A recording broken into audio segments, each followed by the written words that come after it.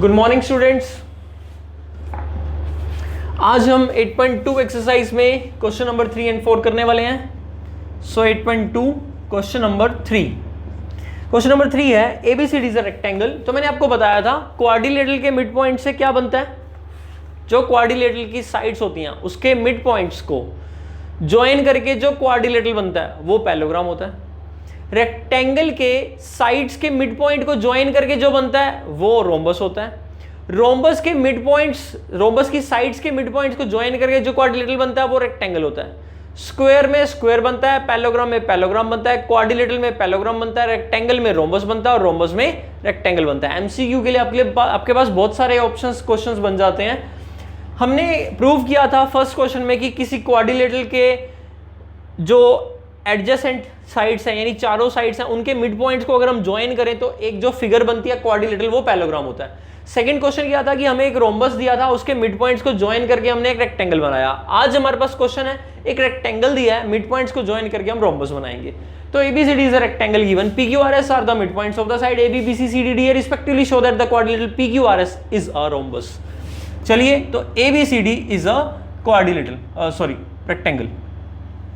Rectangle और square में क्या डिफरेंस है? बस ये लेंथ और ये लेंथ इक्वल नहीं है, बाकी एंगल स्क्वायर और इसमें दोनों में 90 डिग्री। सो ABCD क्या दिया है? रेक्टेंगल।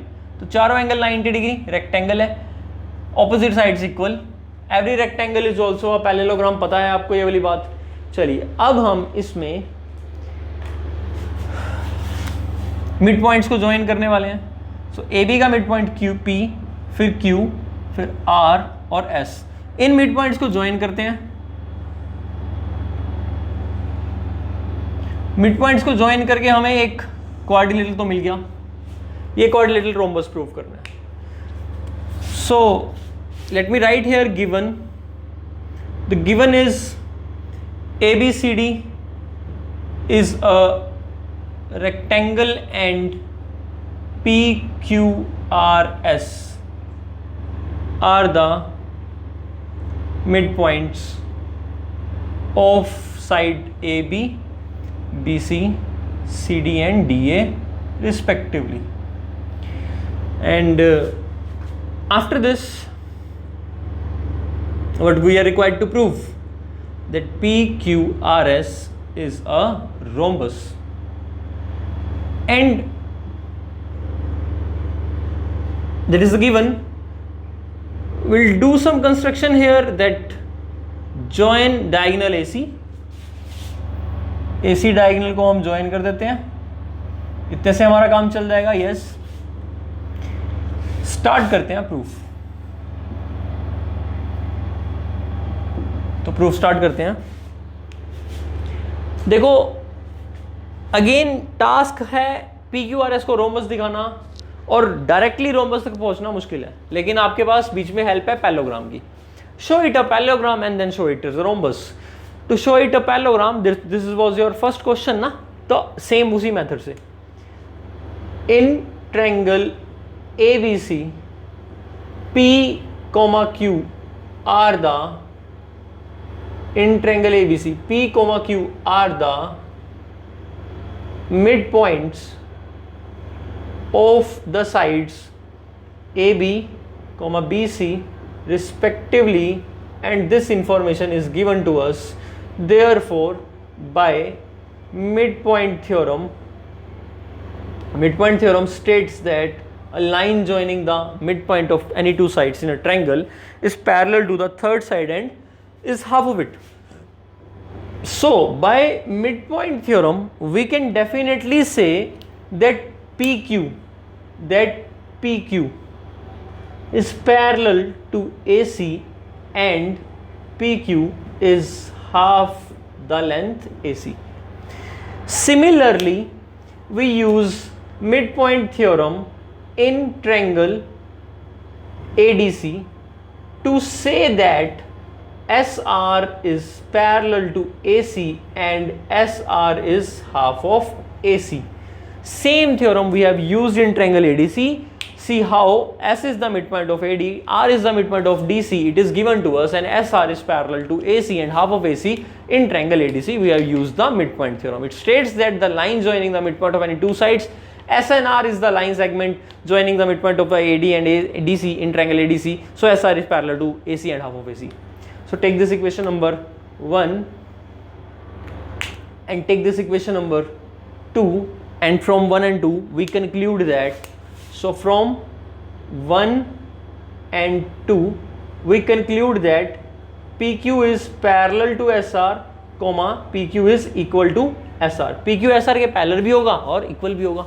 अब क्योंकि पैरेलल है और इक्वल है तो therefore PQ RS is a parallelogram by second definition of parallelogram 8.8 theorem, that a quadrilateral is said to be a parallelogram when one pair of opposite side is parallel as well as equal. So PQ and SR opposite side pair is parallel as well as equal. Equal भी है बच्चों, parallel भी है. तो PQRS एक parallelogram हो गया. Rhombus तक पहुंचना है आपको, प्रूव करना है कि रोम्बस है. पैरेललोग्राम प्रूव कर दिया. अब रोम्बस क्या होता है? पैरेललोग्राम और रोम्बस में क्या डिफरेंस है? जो रोम्बस है उसकी सभी साइड्स इक्वल हैं और पैरेललोग्राम की adjacent side opposite sides equal है.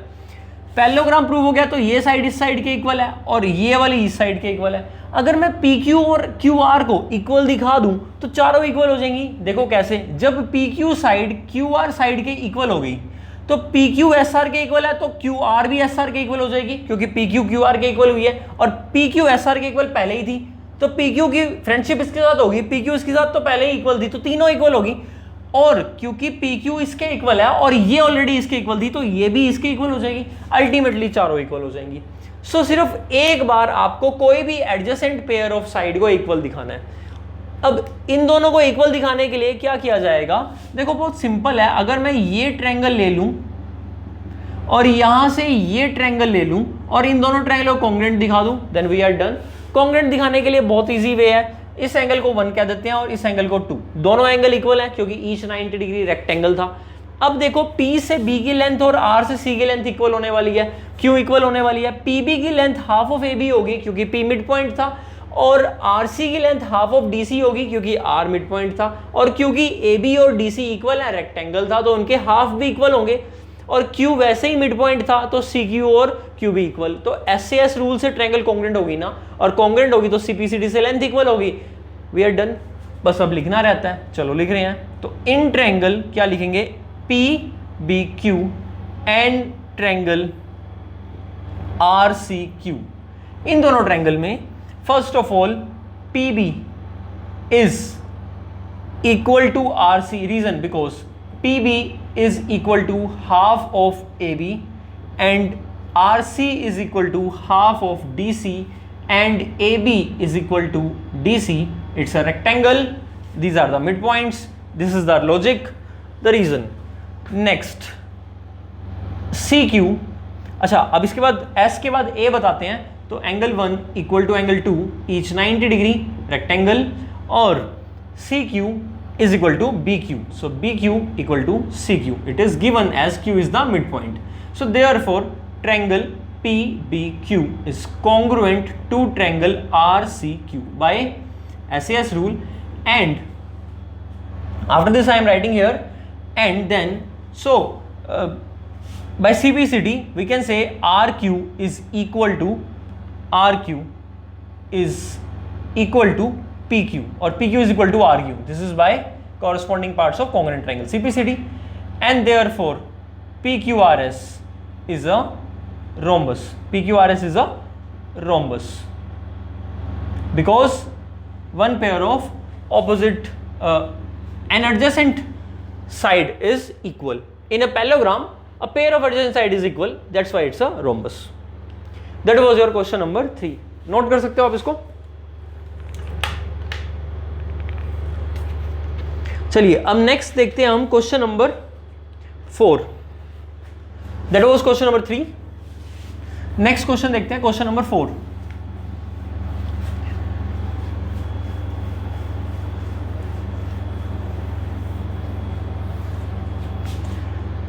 क्वेश्चन नंबर 4 इज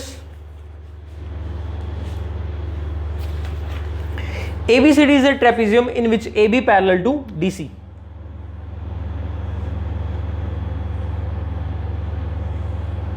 ABCD एक ट्रेपेजियम दिया हुआ है जिसमें कि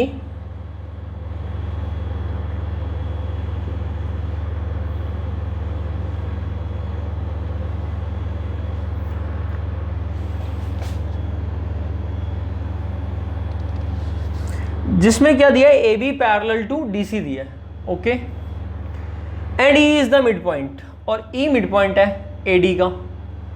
प्रूव करके दिखाना है F is the mid point of BC. इस पॉइंट ऑफ इंटरसेक्शन का नाम ओ रख लेते हैं,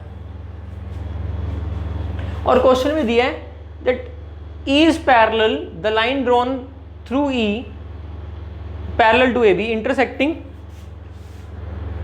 यानी ये लाइन ए बी के पैरेलल है, ये दोनों एक पैरेलल है गिवन।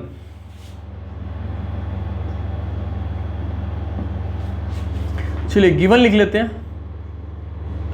क्वेश्चन नंबर 4 कर रहे हैं हम, एक्सरसाइज 8.2 का। Given ABCD is a trapezium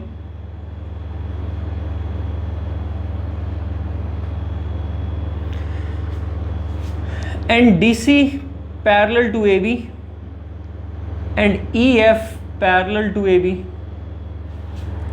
और हमें प्रूव करना है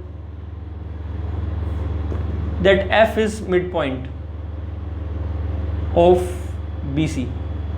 तो प्रूव करने के लिए स्टार्ट करते हैं। बच्चों पहले हम ट्रायंगल लेंगे DAB। DAB ट्रायंगल में E मिड पॉइंट है, line drawn through the mid point of one side parallel to other side bisects the third side, that means O becomes the mid point of DB by converse of mid point theorem. तो very straightforward question is this, बिल्कुल सीधी सीधी theorem लग रही है। आप clearly ध्यान से अगर आप इसको समझो, ऑब्जर्व करो, इन ट्रायंगल DAB ट्रायंगल में जो D है वो मिड पॉइंट है, DAB ट्रायंगल में E मिड पॉइंट है, सॉरी, DAB ट्रायंगल में E is the midpoint of, given है क्वेश्चन के अंदर, मैंने लिखा नहीं है, आप लिख लेना, गिवन है E मिड पॉइंट है, E is the midpoint of AD, and जो E से लाइन ड्रॉ हो रही है EF, ये पैरेलल है AB के। तो line drawn parallel to other side from the mid point, जो लाइन हम लाइन सेगमेंट ड्रॉ कर रहे हैं वो कहां से ड्रॉ कर रहे हैं, किसी साइड के, एक ट्रायंगल में किसी साइड के मिड पॉइंट से, और पैरेलल टू अदर साइड, तो थर्ड साइड को बाइसेक्ट करेगा, थर्ड साइड है DB, उसको बाइसेक्ट करेगा ऊपर। तो ये दोनों कंडीशन फुलफिल, तो therefore by we will write here by converse of mid point theorem, mid point theorem के कन्वर्स की हेल्प से, by converse of mid point theorem we can say that DO is equal to OB, that O is the midpoint. Now again DO is equal to OB, ये हमने दिखा दिया कि ये length और ये लेंथ इक्वल है। अब O मिड पॉइंट हो गया, O मिड पॉइंट हो गया, और जो OF है वो DC की पैरेलल होगी। इसको कैसे प्रूव करोगे, देखो बस ये अगर प्रूव हो जाए कि ये इसके पैरेलल है तो F मिड पॉइंट हो जाएगा BC का, again by mid point converse. कैसे, देखो इस बार ट्रायंगल ऑपोजिट, उल्टा ट्रायंगल देखना है आपने, BCD उल्टे से ट्रायंगल देखोगे तो ट्रायंगल की एक साइड के मिड पॉइंट से एक लाइन ड्रॉ करिए, दूसरी साइड के पैरेलल, तो तीसरी को बाइसेक्ट करेगा। तो अब OF को DC के पैरेलल कैसे दिखाना है, देखो EF क्वेश्चन में गिवन थी पैरेलल टू AB, पर AB पैरेलल टू गिवन थी DC, AB parallel to DC given था, EF पैरेलल टू AB था। तो आप कह सकते हो कि जो EF है वो DC के पैरेलल भी होगा, पर EF DC के पैरेलल होगा तो डेफिनेटली OF भी DC के पैरेलल होगा, क्योंकि OF EF का ही पार्ट है, जो OF है वो EF का ही एक पार्ट है, तो part of the line is also parallel. तो देयरफॉर अगेन देयरफॉर एक इंफॉर्मेशन ये और एक इंफॉर्मेशन ये, so from this and this, तो you can write therefore by converse of mid point theorem, by converse of mid point theorem कौन सी triangle में लगाई है हमने, इन ट्रायंगल BCD ट्रायंगल में converse of mid point theorem फिर apply कर दी, जिसमें कि O हमें मिड पॉइंट मिल चुका है और OF पैरेलल टू DC मिल चुका है। तो देयरफॉर आई कैन से, और it implies that F is the mid point, और you can say BF is equal to FC, that is F is the mid point of BC, and that is what we are required to prove, mid point of BC, and that is it, ये हो गया आपका hence proof, that completes our proof. So I hope आपको clear हुआ होगा, छोटा सा proof है, बस 2 बार कन्वर्स लग रही है मिड पॉइंट थ्योरम की। फिर से एक बार रिकॉल करा देता हूँ बेटा, ई मिड पॉइंट दिया हुआ था, एडी साइड थी, इसके मिड पॉइंट से एक लाइन पैरेलल ड्रॉ हो रही है दूसरी साइड के, तो तीसरी साइड को बाइसेक्ट करेगा तो ओ मिड पॉइंट बना। अब हमने कौन सी ट्रायंगल कंसीडर करी, अब हमने ये वाली ट्रायंगल कंसीडर की, तो इस ट्रायंगल में हमारे पास एक साइड का मिड पॉइंट हो गया ओ, और ओ से जो लाइन है वो पैरेलल इस साइड के है, तो तीसरी साइड को फिर से क्या करेगा, bisect bye converse of mid point theorem. That was question number 4, आप नोट कर सकते हो। नेक्स्ट क्वेश्चन फिर हम नेक्स्ट वीडियो में करेंगे।